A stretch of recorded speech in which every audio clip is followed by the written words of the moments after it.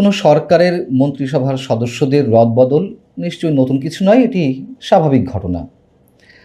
মন্ত্রিসভার সদস্যদের সংযোজন বিয়োজন সেটিও নিশ্চয়ই নতুন কিছু নয়। কিন্তু সরকার গঠনের 6 মাসের মাথায় মন্ত্রিসভায় নতুন 6 জনকে যে যুক্ত করা হলো,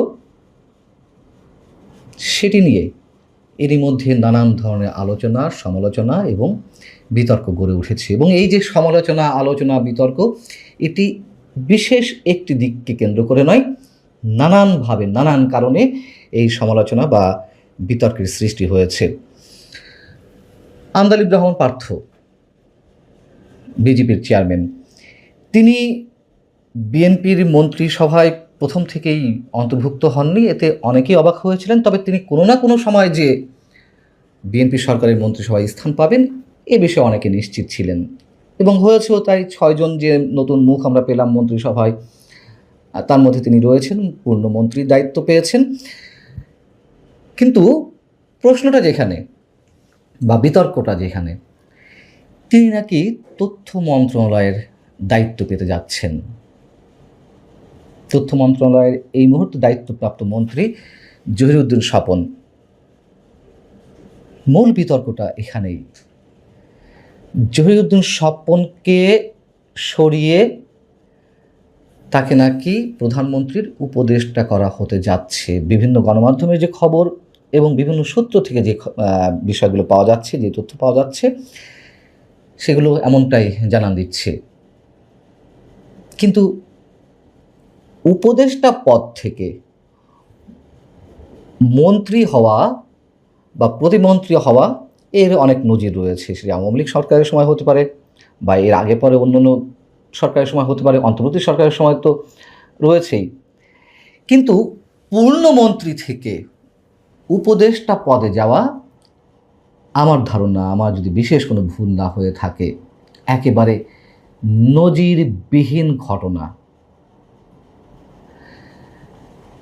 জহিরুদ্দিন স্বপন সম্পর্কে বিএনপি সরকারের শুরু থেকেই দলের মধ্যে এক ধরনের কানাঘুষা ছিল যে তিনি সংস্কারপন্থী নেতা ছিলেন। 111 সরকারের সময় তিনি সংস্কারপন্থী হিসেবে নিজেকে তুলে ধরেছিলেন, এবং সেই জায়গা থেকে তাকে নাকি পূর্ণমন্ত্রী করা ঠিক হয়নি, এই ধরনের নানান ধরনের কথাবার্তা ছিল। কিন্তু এসবের সঙ্গে নিশ্চয়ই আমরা একমত পোষণ করতে পারি না। সংস্কারপন্থী হিসেবে আওয়ামী লীগের বর্ষিয়ান নেতা তোফায়েল আহমেদ, আব্দুর রাজ্জাক, আমির হোসেন আমুদেরকে একটা পর্যায়ে কোণঠাসা করে রাখা হলো। দলের নীতি নির্ধারণী পর্যায় থেকেও ছিটকে ফেলা হলো। পোর খাওয়া এই রাজনীতিবিদদেরকে দল থেকে বেশ খানিকটা দূরে সরিয়ে রাখার কারণে নিশ্চিতভাবে আওয়ামী লীগকে অনেকভাবেই খেসারত দিতে হয়েছে। এদিকে জহিরুদ্দিন স্বপন তো তার দায়িত্ব মোটামুটি ঠিকঠাকভাবেই পালন করছিলেন। এই 6 মাসে তাকে নিয়ে কোনো ধরনের কোনো বিতর্ক গড়ে ওঠেনি। যদি কেবলমাত্র সংস্কারপন্থী হিসেবেই তাকে মন্ত্রিত্ব থেকে সরানো হয়ে থাকে বা সরানো হয়, নিশ্চয়ই বিএনপিও ভুল পথে যেতে চলেছে আওয়ামী লীগের মতো। এদিকে যাকে নিয়ে দল, মানে বিএনপির যে দলীয় নেতাকর্মী এবং দলের বাইরে যেই ব্যক্তিকে নিয়ে তুমুল বিতর্ক, তিনি হচ্ছেন পররাষ্ট্র উপদেষ্টা। এই মুহূর্তে তিনি তো আর উপদেষ্টা নেই, প্রতিমন্ত্রীর দায়িত্ব পেয়েছেন। যাই হোক, সাবেক পররাষ্ট্র উপদেষ্টা হুমায়ুন কবির। তার কূটনৈতিক জ্ঞান নিয়ে তিনি নিজে এই 6 মাসে অনেকভাবে প্রশ্নবিদ্ধ করেছেন। তাকে নিয়ে অনেক ধরনের সমালোচনা। অনেকের ধারণা ছিল যে তাকে বোধহয় দায়িত্ব থেকে সরিয়ে দেওয়া হবে, এবং এই ধারণাটি বদ্ধমূল হয়েছিল মানুষের মনে। শেষ কিছুদিন তিনি যে বড় বড় কথা বলতেন, নানান ধরনের মানে জ্ঞানগর্ভ কথাবার্তা নিজের পক্ষ থেকে নিজেকে জাহির করা, সেগুলো অনেকখানি কমে গিয়েছিল। কিন্তু দেখা গেল যে তিনি উল্টো আরও পুরস্কৃত হলেন। তিনি যে উপদেষ্টা দায়িত্বে ছিলেন, প্রতিমন্ত্রীর পদমর্যাদা উপদেষ্টা, সেখান থেকে তাকে সরাসরি মন্ত্রণালয়ে নিয়ে আসা হলো প্রতিমন্ত্রীর দায়িত্ব দেওয়া হচ্ছে, তিনি নাকি পররাষ্ট্র প্রতিমন্ত্রী হতে যাচ্ছেন। এদিকে শামা ওবায়দ, তিনিও তো প্রতিমন্ত্রীর দায়িত্ব রয়েছেন পররাষ্ট্র মন্ত্রণালয়ে। তাহলে শামা ওবায়দকে কোথায় দেওয়া হবে সে সম্পর্কে কেউ নিশ্চিত করে বলতে পারেনি। কেউ কেউ বলছেন তিনি এই মন্ত্রণালয়ে রয়ে যাবেন। তো এই মন্ত্রণালয়ে যদি রয়ে যায়, দুজন তো আর প্রতিমন্ত্রীর দায়িত্বে থাকতে পারেন না, তাই না? তাহলে শামা ওবায়দ কি পূর্ণমন্ত্রীর দায়িত্ব পাচ্ছেন? শামা ওবায়দ যদি পূর্ণমন্ত্রীর দায়িত্ব পান, তাহলে কি ডক্টর খলিলকে সরিয়ে দেওয়া হবে?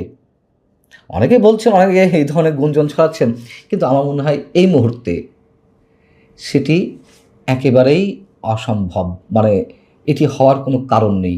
যদি হয়ে থাকে, যদি ডক্টর খলিলকে সরিয়ে দেওয়া হয় পররাষ্ট্র মন্ত্রণালয়ের দায়িত্ব থেকে বা মন্ত্রী পরিষদ থেকে, নিশ্চয়ই এটি হবে বিএনপির একটি বড় চমক, নিঃসন্দেহে। তবে সেই সম্ভাবনা আপাতত নেই, এটুকু বলা যায়। এর বাইরে বেসামরিক বিমান পরিবহন ও পর্যটন মন্ত্রণালয়ের প্রতিমন্ত্রী হিসেবে যিনি দায়িত্ব পালন করছিলেন এম রশিদুজ্জামান মিল্লাত, তিনি পূর্ণমন্ত্রী হচ্ছেন। তার হওয়াটা স্বাভাবিক, তার কারণ তিনি দলের মধ্যে অনেক বেশ শক্তিশালী অবস্থানে রয়েছেন। আমাদের প্রধানমন্ত্রী তারেক রহমানের খুব কাছের লোক। আর ডক্টর আব্দুল মঈন খান বিএনপি স্থায়ী কমিটির সদস্য, বর্ষিয়ান রাজনীতিবিদ, তাকে পূর্ণমন্ত্রী করা হয়েছে। তিনি নাকি স্থানীয় সরকার মন্ত্রণালয়ে দায়িত্ব পেতে যাচ্ছেন, যেই দায়িত্বে ছিলেন মির্জা ফখরুল ইসলাম আলমগীর। নিঃসন্দেহে তিনি তার যোগ্য সম্মানটি পেয়েছেন, এবং এই পদটি তো বা এই মন্ত্রণালয়টি তো অনেক বড় মন্ত্রণালয় এবং খুবই গুরুত্বপূর্ণ, এবং দলের নেতাকর্মীদের জন্য এই মন্ত্রণালয়টি খুবই গুরুত্বপূর্ণ। সেই জায়গা থেকে ডক্টর আব্দুল মঈন খানকে যে এই মন্ত্রণালয় দেওয়া হয়েছে, এটি একটি ভালো সিদ্ধান্ত। কিন্তু নজিরবিহীন ঘটনার স্থাপন করলো, দৃষ্টান্ত স্থাপন করলো বিএনপি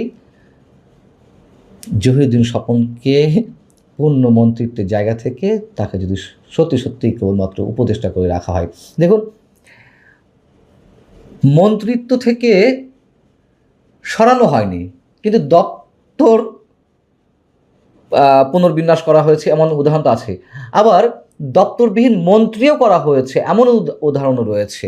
সুরঞ্জিত সেনগুপ্তের কথা আপনাদের নিশ্চয় মনে আছে। রেলপথ মন্ত্রণালয়ের দায়িত্বে ছিলেন তিনি, এবং রেল মন্ত্রণালয়ের একটি দুর্নীতির অভিযোগকে কেন্দ্র করে তাকে দপ্তরবিহীন মন্ত্রী করে রাখা হয়েছিল, এমন এক্সাম্পলও আছে। কিন্তু উপদেষ্টা থেকে মন্ত্রী থেকে উপদেষ্টা করা হয়েছে, এমন নজির সম্ভবত বাংলাদেশের ইতিহাসে আমার জানা মতে নেই।